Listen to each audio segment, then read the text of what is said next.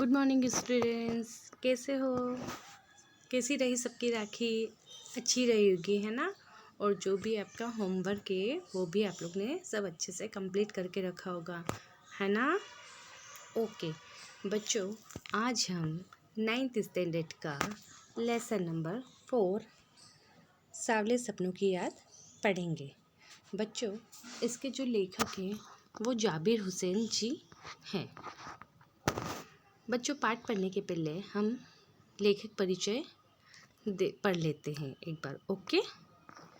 जाबिर हुसैन का जन्म सन 1945 में गांव नोनही, राजगीर जिला नालंदा, बिहार में हुआ। वे अंग्रेजी भाषा एवं साहित्य के प्राध्यापक रहे। सक्रिय राजनीति में भाग लेते हुए 1977 में मुंगेर से बिहार विधानसभा के सदस्य निर्वाचित हुए और मंत्री बने। वर्ष 1995 से बिहार विधान परिषद के सभापति हैं। जाबिर हुसैन हिंदी, उर्दू तथा अंग्रेजी तीनों भाषाओं में समान अधिकार के साथ लेखन करते रहे। उनकी हिंदी रचनाओं में जो आगे है, डोला बीबी का मजार, अतीत का चेहरा, लोंगा, एक नदी रेत भरी प्रमुख हैं। अपने लंबे राजनीतिक सामाजिक जीवन के अनुभव में उपस्थित आम आदमी के संघर्षों को उन्होंने अपने साहित्य में प्रकट किया है। संघर्षरत आम आदमी और विशिष्ट व्यक्तित्वों पर लिखी गई उनकी डायरियाँ चर्चित, प्रशंसित हुई हैं। जाबिर हुसैन ने डायरी विद्या में एक अभिनव प्रयोग किया है, जो अपनी प्रस्तुति शैली और शिल्प में नवीन है। प्रस्तुत पाठ में जून 1987 में प्रसिद्ध पक्षी विज्ञानी सालिम अली की मृत्यु के तुरंत बाद डायरी शैली में लिखा गया संस्मरण है। सालिम अली की मृत्यु के उत्पन्न दुख और अवसाद को लेखक ने सांवले सपनों की याद के रूप में व्यक्त किया है। सालिम अली का स्मरण करते हुए लेखक ने उनका व्यक्ति चित्र प्रस्तुत किया है। यहाँ भाषा की रवानी और अभिव्यक्ति की शैली दिल को छूती है। बच्चों, ये था हमारा लेखक परिचय। अब हम पाठ 4 सांवले सपनों की याद पढ़ेंगे। सुनहरे परिंदों के खूबसूरत पंखों पर सवार सांवले सपनों का एक हुज्म मौत की खामोश वादी की तरफ अग्रसर है। कोई रोक टोक सके कहाँ संभव है। इस हुज्म में आगे आगे चल रहे हैं सालिम अली, अपने कंधों पर सैलानियों की तरह अपने अंतहीन सफ़र का बोझ उठाए। लेकिन यह सफ़र पिछले तमाम सफ़रों से भिन्न है।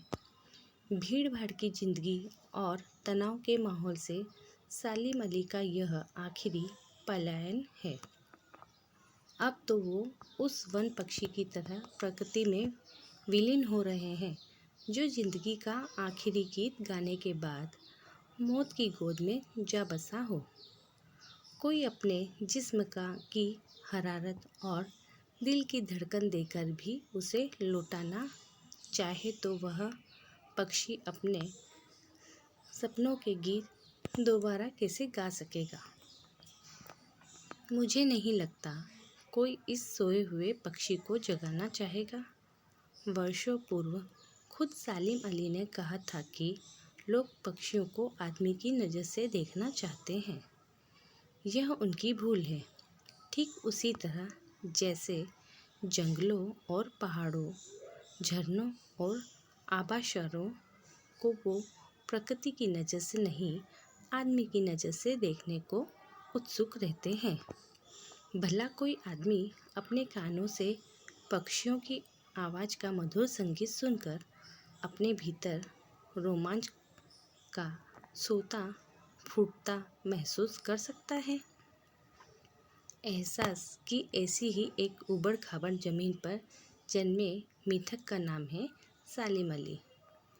पता नहीं इतिहास में कब कृष्ण ने वृंदावन में रासलीला रची थी और शौक खूबियों को अपनी शरारतों का निशाना बनाया था। कब माखन भरे भांडे फोड़े थे और दूध छाली से अपने मुंह भरे थे। कब वाटिका में छोटे छोटे किंतु घने पेड़ों की छांव में विश्राम किया था। कब दिल की धड़कनों को एकदम से तेज करने वाले अंदाज में बंसी बजाई थी और पता नहीं कब वृंदावन की पूरी दुनिया संगीतमयी हो गई थी। पता नहीं यह सब कब हुआ था, लेकिन कोई आज भी वृंदावन जाए तो नदी का सांवला पानी उसे पूरे घटनाक्रम की याद दिला देगा।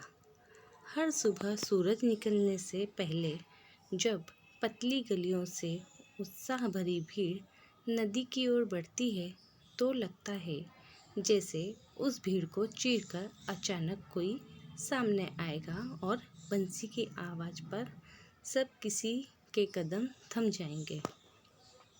हर शाम सूरज ढलने से पहले जब वाटिका का माली सैलानियों को हिदायत देगा तो लगता है जैसे बस कुछ ही क्षणों में वो कहीं से आ टपकेगा और संगीत का जादू वाटिका के भरे पूरे माहौल पर छा जाएगा।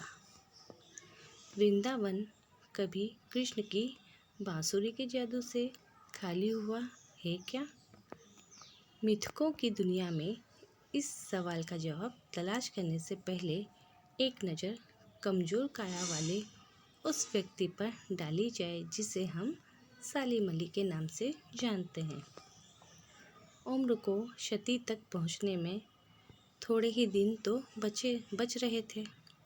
संभव है लंबी यात्राओं की थकान ने उनके शरीर को कमज़ोर कर दिया हो और कैंसर जैसी जानलेवा बीमारी उनकी मौत का कारण बनी हो, लेकिन अंतिम समय तक मौत उनकी आँखों से वह रोशनी छीनने में सफल नहीं हुई जो पक्षियों की तलाश और उनकी हिफाजत के प्रति समर्पित थी। सालिम अली की आँखों पर चढ़ी दूरबीन उनकी मौत के बाद ही तो उतरी थी। उन जैसा बर्ड वाचर शायद ही कोई हुआ हो, लेकिन एकांत क्षणों में सालिम अली बिना दूरबीन भी देखे गए हैं। दूर क्षितिज तक फैली जमीन और झुके आसमान को छूने वाली उनकी नज़रों में कुछ वैसा ही जादू था जो प्रकृति को अपने घेरे में बांध लेता है। सालिम अली उन लोगों में थे जो प्रकृति के प्रभाव में आने की बजाय प्रकृति को अपने प्रभाव में लाने के कायल होते हैं। उनके लिए प्रकृति में हर तरफ एक हंसती खेलती रहस्य भरी दुनिया पसरी थी। यह दुनिया उन्होंने बड़ी मेहनत से अपने लिए गढ़ी थी। इसके गढ़ने में उनकी जीवन साथी तहमीन ने काफ़ी मदद पहुंचाई थी। तहमीन स्कूल के दिनों में उनकी सहपाठी रही थी। अपने लंबे रोमांचकारी जीवन में ढेर सारे अनुभवों के मालिक सालिम अली एक दिन केरल की साइलेंट वैली को रेगिस्तानी हवा के झोंकों से बचाने का अनुरोध लेकर चौधरी चरण सिंह से मिले थे। वे प्रधानमंत्री थे। चौधरी साहब गांव की मिट्टी पर पड़ने वाली पानी की पहली बूंद का असर जानने वाले नेता थे। पर्यावरण के संभावित खतरों का जो चित्र सालिम अली ने उनके सामने रखा, उसने उनकी आंखें नम कर दी थी। आज सालिम अली नहीं है, चौधरी साहब भी नहीं है। कौन बचा है जो अब सोंधी माटी पर उगी फसलों के बीच एक नए भारत की नींव रखने का संकल्प लेगा? कौन बचा है जो अब हिमालय और लद्दाख की बर्फीली ज़मीनों पर जीने वाले पक्षियों की वकालत करेगा?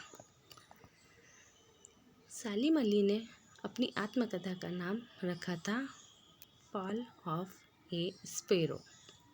मुझे याद आ गया, D.H. लॉरेंस की मौत के बाद लोगों ने उनकी पत्नी फ्रीडा लॉरेंस से अनुरोध किया कि वह अपने पति के बारे में कुछ लिखें। फ्रीडा चाहती तो ढेर सारी बातें लॉरेंस के बारे में लिख सकती थी, लेकिन उसने कहा, मेरे लिए लॉरेंस के बारे में कुछ लिखना असंभव सा है। मुझे महसूस होता है मेरी छत पर बैठने वाली गौरैया लॉरेंस के बारे में ढेर सारी बातें जानती है, मुझसे भी ज़्यादा जानती है। वो सचमुच इतना खुला खुला और सादा दिल आदमी था। मुमकिन है लॉरेंस मेरी रगों में, मेरी हड्डियों में समाया हो, लेकिन मेरे लिए कितना कठिन है उसके बारे में अपने अनुभव को शब्दों में जामा पहनाना। मुझे यकीन है मेरी छत पर बैठी गौरैया उसके बारे में और हम दोनों ही के बारे में मुझसे ज़्यादा जानकारी रखती है। जटिल प्राणियों के लिए सालिम अली हमेशा एक पहेली बने रहेंगे। बचपन के दिनों में उनकी एयर गन से घायल होकर गिरने वाली नीलकंठ की वह गौरैया सारी ज़िंदगी उन्हें खोज के नए नए रास्तों की तरफ ले जाती रही। जिंदगी की ऊंचाइयों में उनका विश्वास एक क्षण के लिए भी डिगा नहीं। वो लॉरेंस की तरह नैसर्गिक जिंदगी का प्रतिरूप बन गए थे। सालिम अली प्रकृति की दुनिया में एक टापू बनने की बजाय अथाह सागर बनकर उभरे थे। जो लोग उनके भ्रमणशील स्वभाव और उनकी यायावरी से परिचित हैं, उन्हें महसूस होता है कि वो आज भी पक्षियों के सुराग में ही निकले हैं और बस अभी गले में लंबी दूरबीन लटकाए अपने खोजपूर्ण नतीजे के साथ लौट आएंगे। जब तक वो नहीं लौटते, क्या उन्हें गया हुआ मान लिया जाए? मेरी आंखें नम हैं। सालिम अली, तुम लौटोगे ना? बच्चों, ये था हमारा पाठ सांवले सपनों की याद, जो यहीं समाप्त होता है। इसके शब्दार्थ और प्रश्नोत्तर मैं आपको नेक्स्ट पीरियड में लिखाऊंगी। Okay, thank you, bye.